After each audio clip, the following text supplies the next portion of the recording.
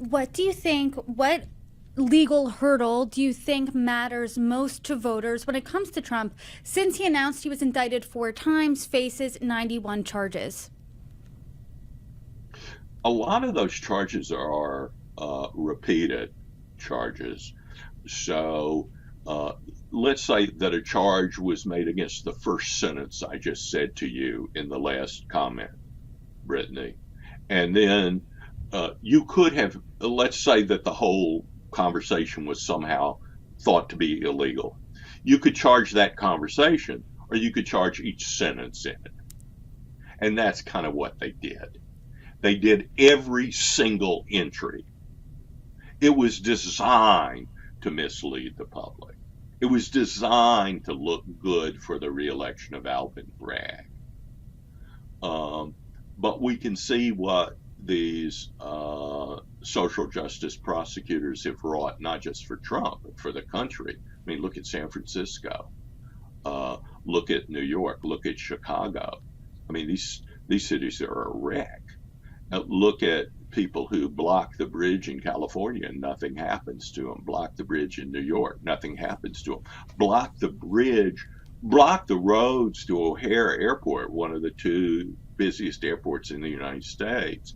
Nothing happens to them. In fact, the mayor of Chicago met with the groups that led that after they did it.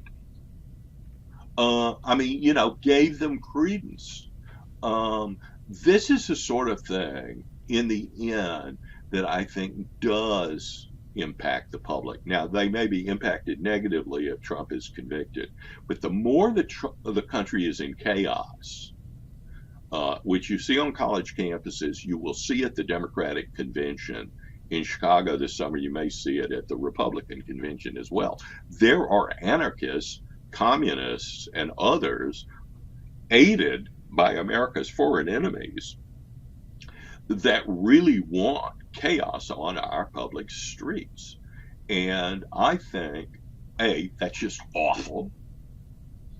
The public ought to be against it. They ought to demand that our public officials do something about it. And then politically, it always hurts the party in power. It always hurts the party in power. It hurt Trump, even though the Black Lives Matters demonstrations in 2020 could have been said to be in blue cities and with, and so forth. But Trump was the president. It hurt him. And I think this will hurt Biden. Let's talk about that a little further. Over the past week, we've seen pro Palestinian encampments and protests at Columbia University, nationwide at other universities as well. What impact do you think this is going to have on 2024? Well, I think for the average voter, it looks like chaos on the streets, and it looks like people who really hate America. It's not just that they hate Israel, they hate Jews, and their chants say so. Not all of the people in the demonstration by any means, but enough. And they hate America. They're calling Joe Biden for sending military equipment to Israel Genocide Joe.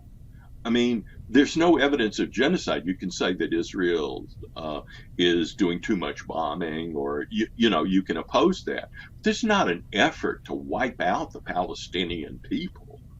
It's not genocide, and but I think the American public is revolted by this. People want order. By the way, at Yale, and I'm a Yale graduate. I have degrees from both Yale and Harvard. But Yale, the students were arrested, not by the university, but because they got out into a public street and blocked it. Now, those people should have been arrested on the San Francisco Bridge and so forth as well. But in New Haven, they weren't. Now they've moved back onto the campus. They have tents and everything. Who's supplying these tents? These tents are all identical. They're expensive. Somebody's paying for it. We need to know if there's a conspiracy to organize these protests as well. But I'm not doubting that the students who are involved feel sincerely about it. But universities have done nothing. And when you don't punish students who've clearly violated your rules, they're intimidating other students. Jewish students have never felt unsafe on campuses before. There was discrimination against Jewish students attending schools. They couldn't get into Yale or whatever, but they never felt unsafe once they were there. They couldn't get into the best clubs that were there and so forth. But this is new. This is like Weimar Germany.